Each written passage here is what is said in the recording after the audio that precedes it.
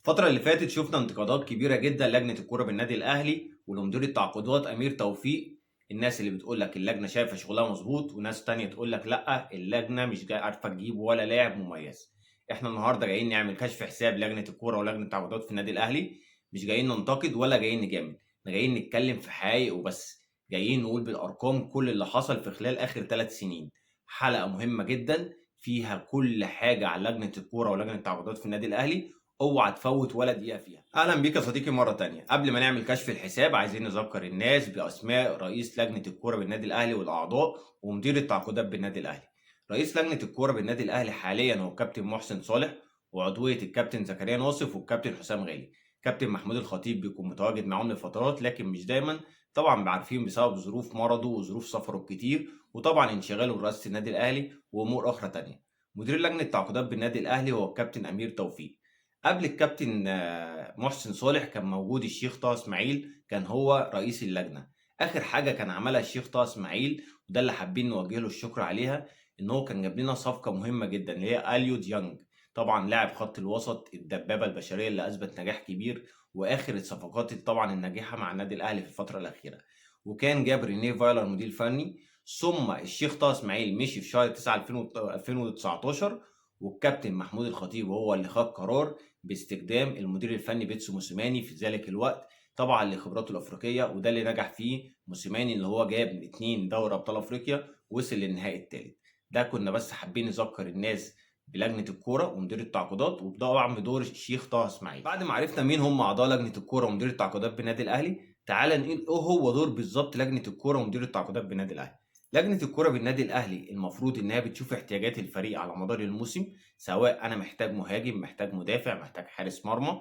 وبتبتدي يبقى عندها دايما داتا للاعيبه ممكن تنضم للنادي الاهلي سواء الموسم ده او المواسم الجايه. بمعنى انا دلوقتي شايف لعيب بيتطور لكن هو مش هينفع يجي الاهلي الموسم ده، فانا بفضل متابعه سنه واثنين وثلاثه لغايه لما بيوصل لمستوى معين، واقول ان اللاعب ده فعلا يصلح ان هو ينتقل للنادي الاهلي. طب انا في الدوري المصري برشح مثلا لو هنتكلم ان انا محتاج مهاجم، فبقول والله انا في الدوري المصري عندي مهاجم واحد اتنين تلاته ممكن اتعاقد معاهم، وعندي خارجيا واحد اتنين تلاته ببادجت مختلفه وبامكانيات مختلفه. ده فيرود مثلا بحجام، ده فيرود هداف، ده بيتحرك كويس، ده طويل، ده مهاري. كل ده بتبقى متقسمه في لجنه الكوره، وبيعمل معاهم الربط مدير التعاقدات على طول، بحيث لما انا اديك اوردر ان انا محتاج اللعيب ده، انت بتبتدي تشوف هتتواصل مع اللعيب ازاي، ده اللعيب ده طيب كام، اللعيب عنده رغبه ان هو يجي ولا لا. تاني حاجه انت بتعمل توصيات طبعا لرئيس النادي وللمدير الفني، ان انا يعني لو لعيبه في النادي نفسها، ان اللاعب ده انا شايف ان هو يصلح يكمل مع النادي الاهلي او لا يصلح ان هو يكمل مع النادي الاهلي. وبتبتدي ترشح للمدير الفني لعيبه متميزه، حتى ولو مش محتاجه ممكن تقول له والله تعالى بص على اللعيب ده، اللعيب ده كويس، اللعيب ده وحش، لا لا. بتبتدي تدي اراك للمدير الفني.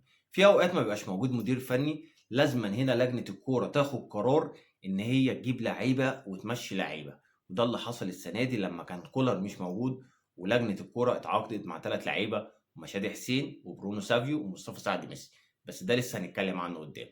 انا بس حبيت اوضح لجنه الكوره عشان واحنا بنقول يعني بننتقد او بنشكر نبقى عارفين ايه هي واجبات لجنه الكوره بالظبط، وايه هي المهام اللي هي مكلفه بيها. دلوقتي جه وقت كشف الحساب للجنه الكوره ومدير التعاقدات بالنادي الاهلي بالورقه والقلم. طبعا احنا عارفين ان موسيماني جه بعد فايلر، كمل الموسم بتاعه في الدوري. فايلر كان مخلص الموسم واخد الدوري، كمل افريقيا 2020 وخد البطوله التاسعه للنادي الاهلي. بعديها بقى لجنه الكوره جابت اول صفقات لموسيماني عشان يخش بعديها الموسم الجديد. جابت مين؟ جابت طاهر محمد طاهر من المقاولين العرب. طاهر بقاله سنتين، لسه السنه دي ابتدى يدينا اماره. طبعا يعني طاهر عارفين ان هو لعيب كويس وكل حاجه، لكن لسه بيبتدي يدي للنادي الاهلي السنه دي، ولسه ابتدى يبقى دوره مؤثر السنه دي. فطاهر ادي اولى الصفقات اللي جابوها للنادي الاهلي. طب جبنا مين تاني؟ جبنا اللاعب المغربي بدر بنون. بدر بنون جه لعب سنه بعديها خدنا فيها افريقيا، واللاعب كان مدافع كويس جدا ولاعب بيلعب بدماغه وبصير كويس جدا، لكن ما كملش طبعا يعني سبب اصابته بكورونا ومضاعفات القلب، ولسه سايب الاهلي الموسم ده. طيب جبنا مين تاني؟ جبنا محمود كهربا. محمود كهربا لما جه كنا طبعا عارفين المشكله اللي حاصله مع نادي الزمالك. لاعب لعب فترات ما تألقش، عمل مشكله مع موسيماني. الراجل راح احترف في تركيا، رجع اتوقف، لسه راجع من يومين في ماتش سموحه وتألق، والف مبروك على التألق يا كهربا. طيب جبنا مين تاني؟ رجعنا احمد رمضان بيكهام او اشتريناه مره تانية. الراجل رجعه ان هو يلعب معاه، فانت معنى ان انت يعني اشتريت لعيب كان عندك وبعته، ان اللعيب ده انت مقتنع بيه اقتناع تام ان هو تطور، فكمل مع الاهلي. ودخلنا بطوله افريقيا في يناير بقى، رحنا اشترينا مين؟ والتر بواليا. قال لك انا ما عنديش مهاجمين، فروحنا جبنا والتر بواليا من الجونه، قلنا هيبقى المهاجم الافريقي الاساسي بتاعنا. طبعا يعني محدش فاكر والتر بواليا ده بيلعب فين اصلا. راح السعوديه، راح قطر، راح الكويت، ومهاجم زي ما جه النادي الاهلي زي ما مشي من النادي الاهلي، ما حسيناش باي حاجه تانية خالص. دخلنا افريقيا الموسم الثاني، خدنا الحمد لله ربنا وفقنا، خدنا افريقيا، لكن ما توفقناش في الدوري. فموسيماني رجع قال لك لا انا محتاج صفقات بقى تانية اللي انا هختارها بنفسي، واللي انا هقول انا محتاج اللعيبه دي فعلا. راح جاب لنا مين؟ جاب لنا لويس ميكسوني. ميكسوني طبعا جاي لاعب يعني موزمبيقي، لعيب لا يناسب النادي الاهلي خالص، فشل يعني كل المقاييس مع النادي الاهلي، خد فرص قد كده، اللاعب ما شفناش منه اي حاجه تقول ان هو يستحق ان هو يجي النادي الاهلي. جاب لنا بعد كده بيرسي تاو، لعيب كان جاي من الدوري الانجليزي، كنا متخوفين ان هو يجي من الدوري الانجليزي على الدوري المصري. لاعب اول ما جه كان كويس جدا، وطبعا كلنا شفنا بيرسي تاو وقلنا لعيب مختلف عن الدوري المصري، لكن هو شهر شهرين بالظبط وتعادى من لعيبه الدوري المصري ولعيبه النادي الاهلي، ورجع كانه لعيب عادي جدا، وبيلعب ماتشين ثلاثه وبعد كده بيجي له اصابه يقعد شهر، يلعب ماتشين ثلاثه يجي له اصابه شهر، وعلى هذا الحال منذ انضمامه للنادي الاهلي لحد وقتنا الحالي، يعني لسه راجع من اصابه ومش عارفين هيلحق ماتش الزمالك ولا لا. فهو لاعب انت كنت المفروض تدرس الملف الطبي بتاعه، فده واضح ان هو ما اتدرس. جبنا مين تاني؟ جبنا حسام حسن مهاجم سموحه. حسام حسن كان جاي هداف في سموحه وكان احترف في ليبيا، جه النادي الاهلي ما شفناش حسام حسن ده خالص.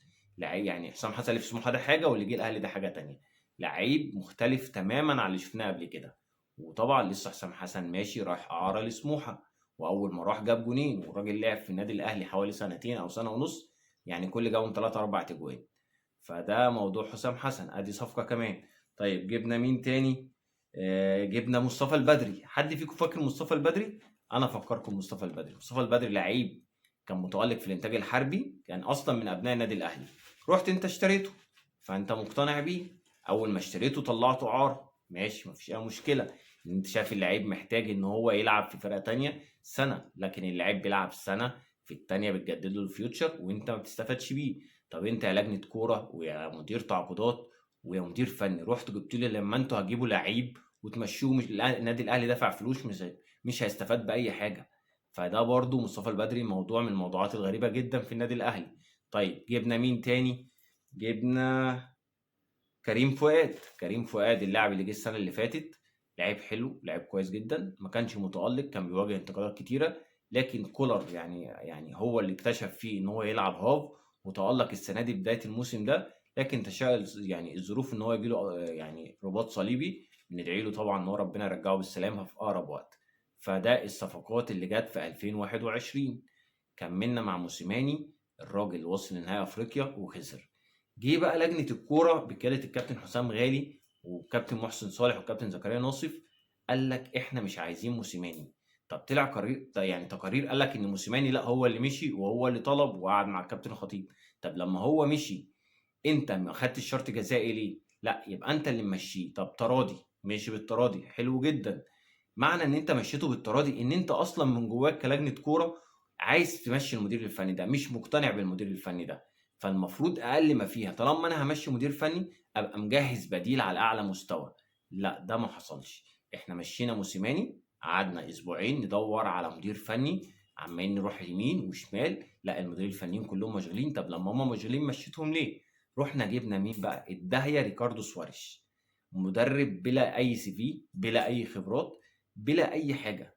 قلنا لا ده بيشبه فايلر وهنعيد تجربه فايلر تاني، لكن اللي شفناه حاجه مش فايلر خالص الصراحه. ما شفناش حاجه الصراحه، ما شفناش غير ماتش فيوتشر بس. بعد كده يعني كل اللي شفناه ضياع، ثم كملنا الموسم بالناشئين وخسرنا الدوري الموسم الثاني على التوالي، ودي حاجه ما بتحصلش في النادي الاهلي. فده برضو موضوع ريكاردو سواريش من الموضوعات اللي بتؤخذ جدا على لجنه الكوره بالنادي الاهلي ومدير التعاقدات في النادي الاهلي. ريكاردو سواريش فشل وخسرنا الدوري للموسم الثاني على التوالي. الناس قالوا له كمل والعب بالناشئين ومش هيأثر على نتائجك وعلى الموسم الجاي، وحصل غير كده تماما. وبعد ما الدوري خلص قالوا له مع السلامة نشكرك جدا. طيب انت مشيت ريكاردو سوارش المفروض ان انت مجهز مدير فني تاني. برضو لا، ما حصلش. فضلت حوالي شهر يعني بتتفاوض مع كذا مدير فني، وعايز تجيب بقى CV قوي تعوض بيه الاخفاق بتاعك اللي انت عملته في السوالش. طيب جه بقى في الوقت ده دور لجنة الكورة ان هي تاخد قرارات اللي انا اتكلمت عنها في بداية تعريفنا بايه بدور لجنة الكورة ومدير التعاقدات. جه بقى الدور ان هي ايه اللعيبة اللي هتجيبها وهتمشي مين. طبعا يعني اللعمة كان شايف ان النادي الاهلي محتاج لا يقل عن 7 8 صفقات قوية جدا. لكن طلعت الإدارة وطلعت لجنة الكورة قال لك لا، احنا بندعم اللعيبة جدا، شايفين ان اللعيبة الإجهاد يعني بسبب ال3 مواسم اللي فاتوا هو اللي مؤثر على مستواهم، وان احنا قررنا ان احنا ما نجيبش لعيبة كتير وهنعتمد على اللعيبة بتاعتنا. يا عم ماشي تمام. راح جاب لنا مين؟ أول حاجة أنت رجعت أحمد ياسر ريان من الإعارة، موضوع حلو جدا. رجع لك محمد شكري من الإعارة، رجع لك أحمد رمضان بيكم من الإعارة. المفروض اللعيبة دي هتنضم للفريق. لجنة الكورة بقى راحت عاملة إيه؟ راحت مبدلة أحمد ياسر ريان، المهاجم المتألق في الدوري التركي اللي كل الفرق اللي راحها تألق فيها، اللي انت اصلا المفروض بتعده من 3 4 سنين ان هو يبقى مهاجم النادي الاهلي الاول. لسه راجع الراجل ما بيحبش يبقى قاعد على الدكه، كل ما مدير فني قاعد على الدكه يقول لك لا انا هطلع احترف ويتألق ويرجع. فالراجل جاي المفروض بقى ان انت هتديله فرصه ان هو يبقى مهاجم النادي الاهلي. لا، بيحصل بقى حاجه غريبه جدا. طلع احمد ياسر ريان، تروح تبدله في شادي حسين. تمام. ويعني شادي حسين، انا يعني شادي حسين لعب كويس جدا وكل حاجه، انا ما عنديش اعتراض ان هو مش يعني مش متألقش في النادي الاهلي ومش موفق. لكن انا عندي اعتراض، انت ازاي تطلع لاعب لسه 23 او 24 سنه تروح تجيب لعيب 30 سنه؟ لعيب يعني احمد ياسر بكل المقاييس هو افضل من شادي حسين.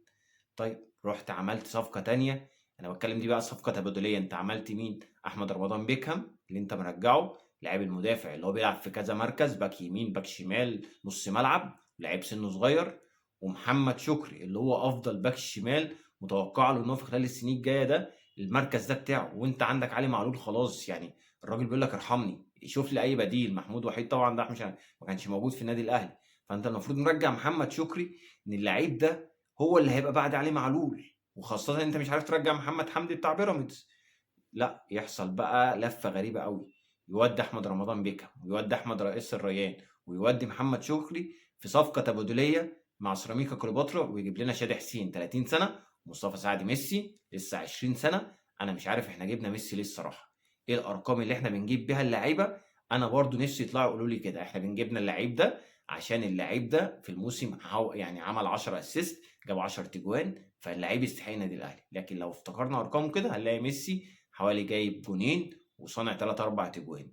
قال لك مستقبل النادي الاهلي. وطبعا زي ما احنا شايفين الراجل جه كولر مش عايز يعتمد على ميسي في اي مباراه، غير اخيرا ابتدى يديله مباراه ولا مباراتين.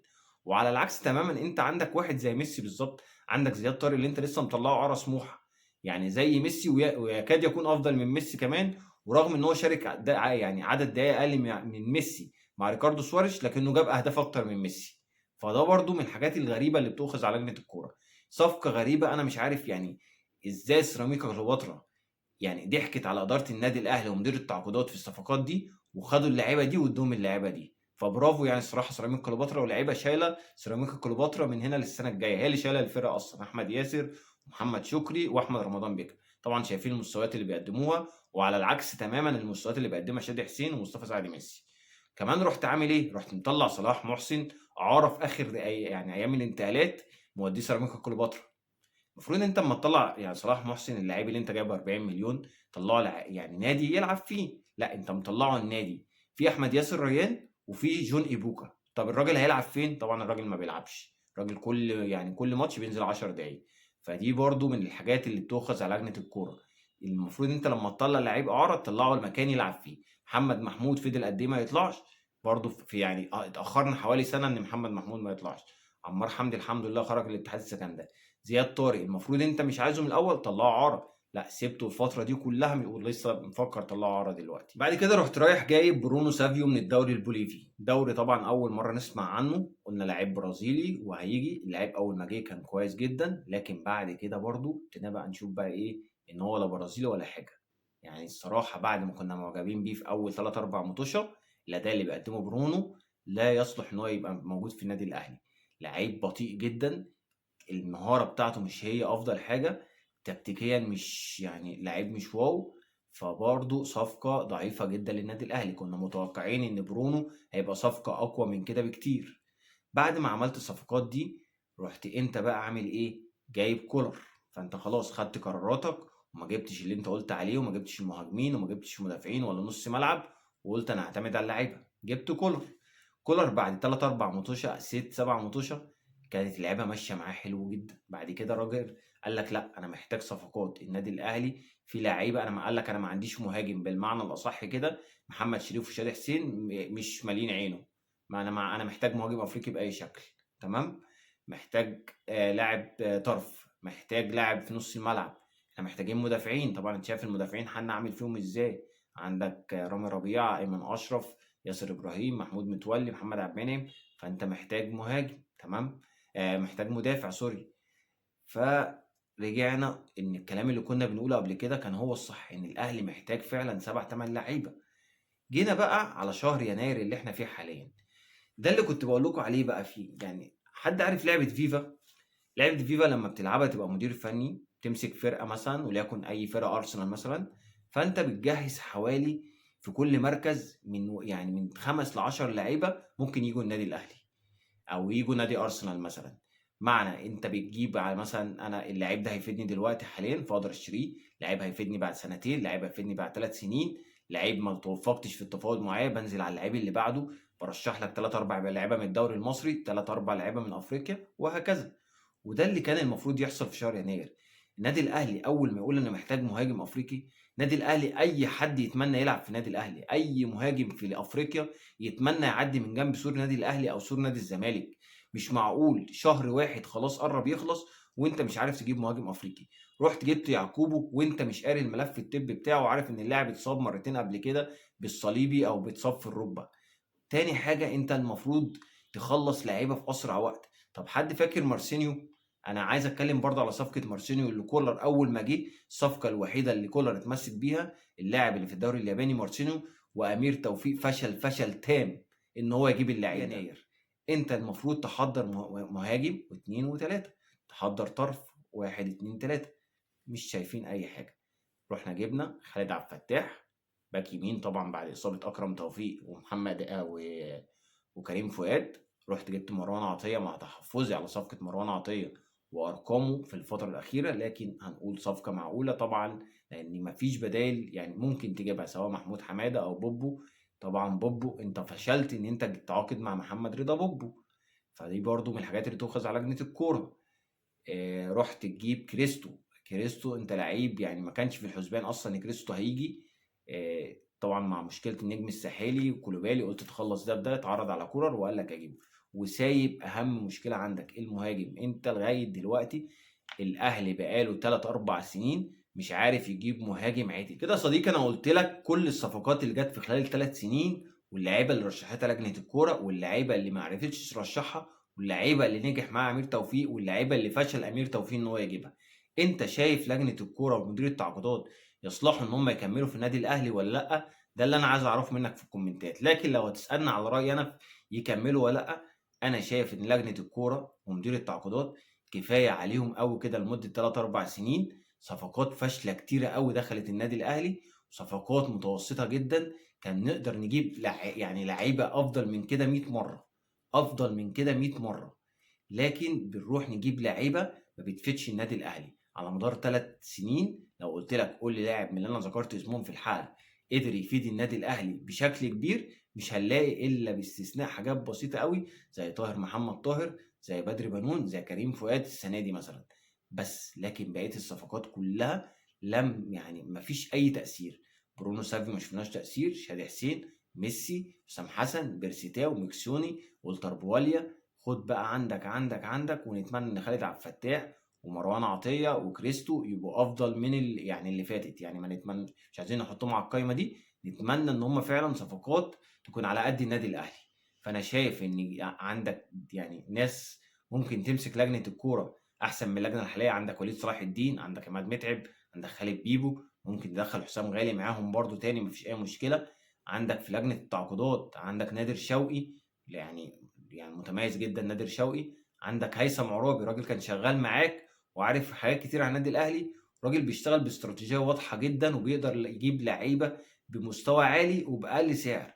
راجل في اسوان عامل موسم انتقالات هايل، جايب لعيبه يعني زي ما قلت لك، جايب احمد بالحاج، جايب لعيب من هولندا، جايب لعيبه في افارقه، جايب لعيبه في الدوري المصري باسعار كويسه وكلها بميزانيه ضعيفه. ما بالك لما الراجل ده يشتغل بميزانيه النادي الاهلي؟ الراجل ده طلع من اسبوعين مع الاعلامي هاني حتحوت وساله، قال له انت بتعمل ايه دلوقتي وانت مش شغال؟ قال له انا بعمل ابديت للعيبه اللي ممكن تيجي يعني استفاد بيها واتعاقد معاها عشان لما اروح فرقه جديده ابقى مجهز حالي. ده الشغل يعني البروفيشنال، الشغل المظبوط. فانا اتمنى ان النادي الاهلي تنظر في يعني في لجنه الكوره والمدير التعاقدات. النادي الاهلي من يعني معودنا ما بيبصش لعواطف ابدا، يعني مع احترامنا للكابتن محسن صالح والكابتن زكريا ناصف والكابتن حسام غالي، احنا ما شفناش لعيبه على مستوى عالي في خلال 3 4 سنين في النادي الاهلي. فيعني يا اما انتوا من نفسكم تقولوا شكرا احنا اكتفينا بالمده دي، يا اما النادي الاهلي يطلع لكم شكر ويجيب لجنه جديده ويجيب مدير تعاقدات قادر ان هو يبقى عنده مهارات تفاوض افضل من امير توفيق. دي كانت حلقه النهارده من الكوره مع حسني. اتمنى يا رب ان انا اكون قدرت اقول كل الحقائق. سامحوني جدا لو انا يعني نسيت حاجه يبقى غصب عني. وطبعا باكد على احترامي الشديد لكل اللي انا جبت اسمائهم في الحلقه، سواء لاعبين او لجنه كوره او مدير تعاقدات، كلكم على راسي. احنا هنا بنقول حقائق وبس. اتمنى لو الحلقه عجبتك تعمل اشتراك للقناه وتفعل زر الجرس. لو متابعنا على فيسبوك اعمل لايك وشير، ولو متابعنا على انستجرام تابعني. وما تنساش تتفرج على الحلقات الجايه، هتكون حلقات قويه جدا. واشوفكم على خير الحلقه الجايه، والكره مع حسني. السلام عليكم ورحمه الله وبركاته.